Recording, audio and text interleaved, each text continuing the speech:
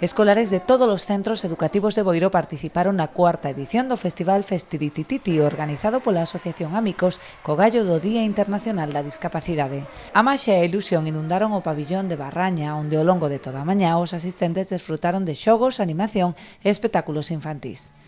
O acto contou coa presenza do director xeral de Maiores e Discapacidade e da responsable provincial de Educación, que reiteraron o compromiso tanto da Xunta como da Deputación non só neste día, senón durante todo o ano. Hoxe estamos no Día da Discapacidade, un día festivo, pero tamén un día reivindicativo. Dende logo, dende a Xunta de Galicia non podemos máis que agradecer e tamén recoñecer todo o traballo que se fai por as entidades sociais.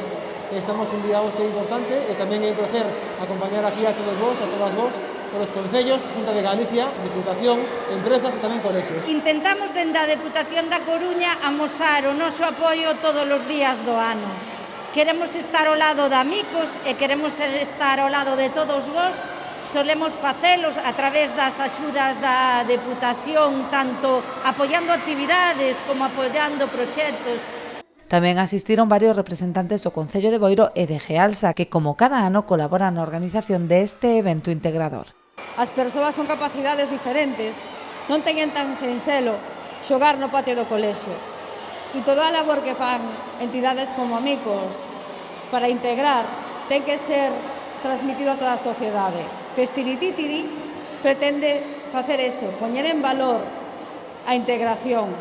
Unha sociedade non pode ser boa, non pode ser unha sociedade constructiva se non está feita para todos os que viven nela. Todos nós debemos de sentirnos integrados en esta faceta de facer da discapacidade que non sea algo que cercione as súas posibilidades, non? E que podamos integralos a todos na nosa sociedade.